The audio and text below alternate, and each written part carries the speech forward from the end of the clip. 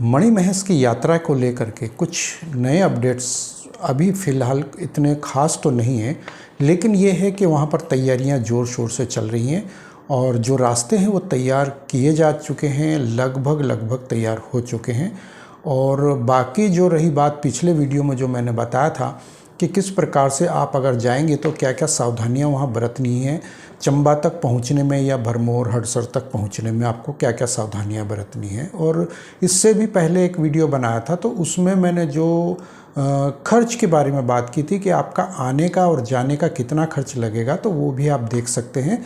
और रही बात आपको ऑनलाइन रजिस्ट्रेशन करवाने की, तो वो अब वो खुल चुका है। और जैसे कि आप लोगों ने अगर देखा हो मेरा उस वीडियो में कि कैसे रजिस्ट्रेशन करवाना है, तो वो मैंने 2022 का फॉर्म बताया था, लेकिन 2023 का भी आ चुका है, तो वो भी आप देख सकते हैं। उसी वेबसाइट को खोल करके वहाँ जब जाएंगे तो वो 20 रुपये का चार्ज लग रहा है और किस प्रकार से करना है वो आप देख सकते हैं। आपको वहाँ पर रजिस्ट्रेशन करना होगा अपने मोबाइल से, वेबसाइट वगैरह दे करके, और वहाँ जब आप जाएंगे तो वो उसके अनुसार आपको वहाँ पर उसी तरीके से कुछ फॉर्म को भरना है और उसी का हेल्थ सर्टिफिकेट आप डाउनलोड करेंगे और वहीं से फिर आप वो रजिस्ट्रेशन वगैरह करवा के और 20 रुपये का जो चार्ज लगता है वो आप देंगे और वो फिर उसमें जमा करेंगे।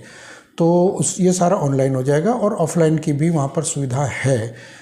लेकिन उससे पहले मैं यहाँ आप लोगों को बता दूं कि वहाँ पर जब आप जाएंगे तो आपको बारकोड स्कैन करके ही एंट्री मिलेगी, क्योंकि जो कंडीशन वहाँ पर है प्राकृतिक आपदाओं को लेकर के जो आशंकाएं हैं उसको देखते हुए वो आपको एक आई कार्ड इशू करेंगे और आपके गले में या आपके हाथ में जो वो बैंड बांधा जाएगा या फिर आपको गले में आई कार्ड देंगे, तो उसके आधार पर ही आप उस यात्रा को आगे कर पाएंगे।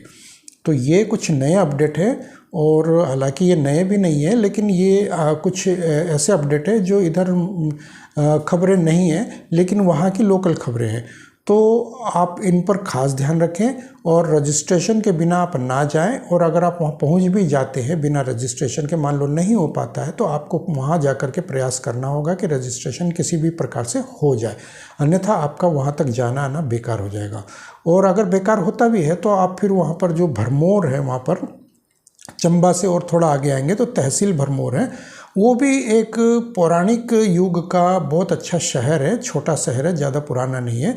और वहाँ भरमाणी मतलब ब्रह्माणी माता, जो लोकल भाषा में भरमाणी माता बोलते हैं, तो मैंने भी उनके दर्शन किए। एक पहाड़ी पर जीप वगैरह से आना जाना होता है, आप पैदल भी जा सकते हैं।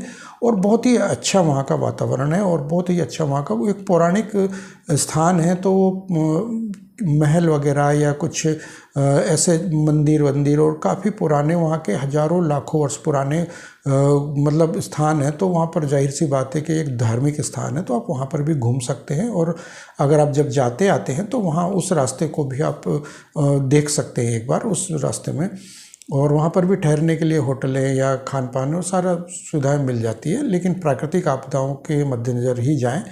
और ये था। इसके अलावा एक चीज़ अपडेट आपको बताऊं कि जब आप वहाँ जाएंगे तो आपका जो मोबाइल सिम काम करेगा वो BSNL का काम करेगा, यानी कि BSNL जो नगर निगम द्वारा जो सरकारी जो सुविधा है वो उसका मोबाइल फ़ोन काम करेगा वहाँ पर। तो अगर किसी एक सदस्य के पास भी अगर आपके ग्रुप में अगर कोई है तो वो उसके लिए फ़ायदा है, या फिर आप उसकी सिम ले करके इशू करवा करके या जा सकते हैं, तो टेम्परेरी तौर पर या जैसे भी आप चाहें, तो वो ही वहाँ पर काम करेगा। हालांकि वहाँ और भी मोबाइल काम करेंगे, ऑपरेट करेंगे, लेकिन अभी उसका कंफर्म नहीं है। लेकिन जो BSNL का टावर लगाया जा रहा है तो इसका मतलब हो सकता है कि बाकी की भी कंपनियों का भी काम कर सकता है ये इसके लिए।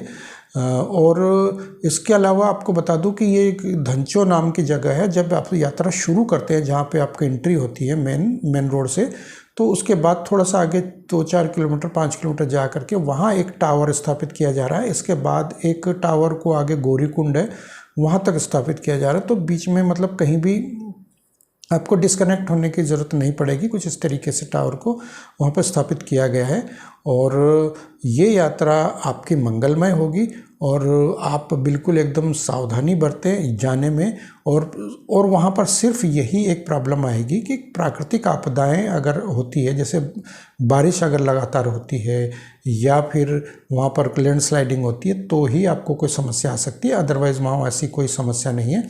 वहाँ पर लोकल स्तर के लोग जो है, वहाँ पर स्थानीय लोग, वहाँ की बोलचाल, भाषा शैली या फिर आपको मेहमान नवाजी, तो वो बहुत ही फ्रेंडली है और बहुत ही अच्छा, मतलब हम कह सकते हैं कि देव स्थान है, तो देव के तरीके से ही वहाँ के लोगों का वहाँ का व्यवहार है। तो आप उसमें निश्चिंत रहें, वो मददगार भी हैं और आपकी मदद भी कर सकते हैं। लेकिन जो है कि आपको अपने अंदर कॉन्फिडेंस बढ़ा के और आपको उस यात्रा को करना है। और हम पहली बार जब मैं गया था अपने एक मित्र के साथ, तो मुझे उसका कोई अनुभव नहीं था। सिर्फ वहाँ पर थोड़ी बहुत कुछ जानकारी थी एक लोकल व्यक्ति से, वो भी वहाँ से बहुत दूर का रहने वाला था, तो उसने कुछ मुझे थोड़ा सा हिंट दिया था कि आप ऐसे ऐसे वहाँ जा सकते हैं। तो मैंने, क्योंकि मैं दिल्ली NCR में रहता हूँ, तो मैंने महाराणा प्रताप बस अड्डे से ISBT जो दिल्ली में है, उससे मैंने ऑनलाइन रजिस्ट्रेशन किया था बस का, और फिर मैं वहाँ से गया था। तो उस टाइम काफ़ी मुझे सस्ता पड़ा था। आज का जो कंडीशन है वो मैंने अपने पिछले एक वीडियो में बताया है, तो आप इसी चैनल पर जा कर के वहाँ देख सकते हैं उसको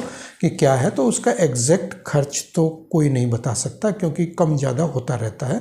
तो आप बिल्कुल आराम से इस यात्रा को करेंगे, इसमें कहीं कोई परेशानी नहीं आने वाली है। तो ये थे मेरे आज के विचार। यदि आप लोगों को मेरी ये जानकारी अच्छी लगी हो तो कृपया कमेंट बॉक्स में मुझे ज़रूर बताएं, और जाने से पहले इस वीडियो को लाइक अवश्य करते जाएं। मिलते हैं अगले वीडियो में, तब तक के लिए जय मणि महेश।